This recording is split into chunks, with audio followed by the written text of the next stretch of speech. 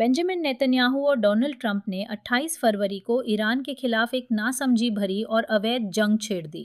इन जंग के जरिए वे एशिया के लिए मौत व विनाश और पूरी दुनिया के लिए आर्थिक तबाही के मुहाने पर ले आए हैं।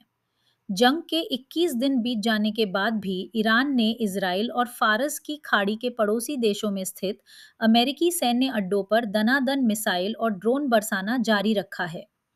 ईरान के होर्मुज जलडमरू मध्य को बंद करने और विभिन्न खाड़ी देशों के तेल और गैस के उत्पादन संयंत्रों पर जवाबी हमले से ऊर्जा की कीमतें कुलाचे मारने लगी हैं। इससे वैश्विक अर्थव्यवस्था को खतरा पैदा हो गया है।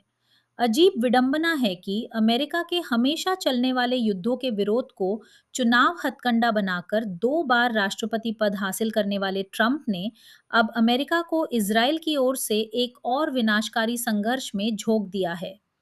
हुकूमत में बदलाव की शुरुआती गुंजाइश खत्म होने के बाद ट्रंप ने मिले जुले संकेत दिए।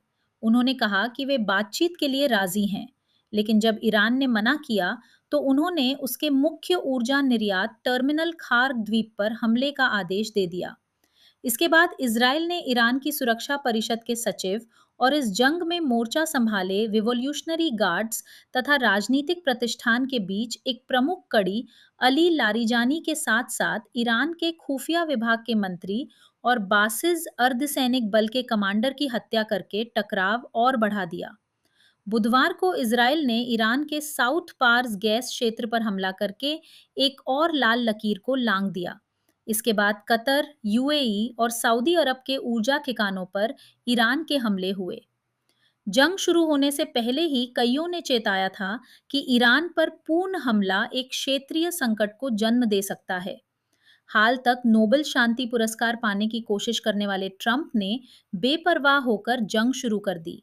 1 दर्जन से ज्यादा अमेरिकी सैनिक मारे गए हैं, 100 से ज्यादा जख्मी हुए हैं। अमेरिकी अड्डों पर हमले हो रहे हैं। तेल, गैस और खाद की बढ़ती कीमतों के मद्देनजर ट्रंप को घरेलू मोर्चे पर जबरदस्त राजनीतिक आलोचना झेलनी पड़ रही है। बीते 17 मार्च को राष्ट्रीय आतंकवाद विरोधी केंद्र के निदेशक जो केंट ने इस्तीफा दे दिया। उनका दावा है कि अमेरिका इस जंग में इजराइल और उसकी ताकतवर अमेरिकी लॉबी के दबाव के चलते कूदा। अब ये साफ है कि ट्रंप को इतने लंबे संघर्ष का अंदाजा नहीं था। अगर ट्रंप जीत घोषित करना और बमबारी खत्म करना भी चाहें, तो उन्हें 2 बाधाओं का सामना करना होगा। ईरान खाड़ी और इजराइल में विभिन्न लक्ष्यों पर हमला जारी रख सकता है और होर्मुज जलडमरू मध्य बंद रह सकता है। अगर ट्रंप टकराव और बढ़ाना चाहें, तो उन्हें ईरान में थल सैनिकों को भेजना पड़ सकता है। ये बहुत ही जोखिम भरा जुआ होगा। या फिर जंग की आंच इस इलाके के ऊर्जा से जुड़े बुनियादी ढांचे तक फैल सकती है। इससे वैश्विक अर्थव्यवस्था के पंगु होने का खतरा है। इकलौता व्यवहारिक विकल्प कूटनीति है। ट्रंप को सभी पक्षों तक पहुंच रखने वाले एक मध्यस्थ के जरिए ईरान से बातचीत करनी चाहिए और एक दूसरे को स्वीकार्य समझौते की कोशिश करनी चाहिए। तेहरान को वैश्विक अर्थव्यवस्था को बंधक रखने का सिलसिला खत्म करना चाहिए और संघर्ष विराम के अंग के रूप में होर्मुज जलडमरू मध्य दोबारा खोलना चाहिए।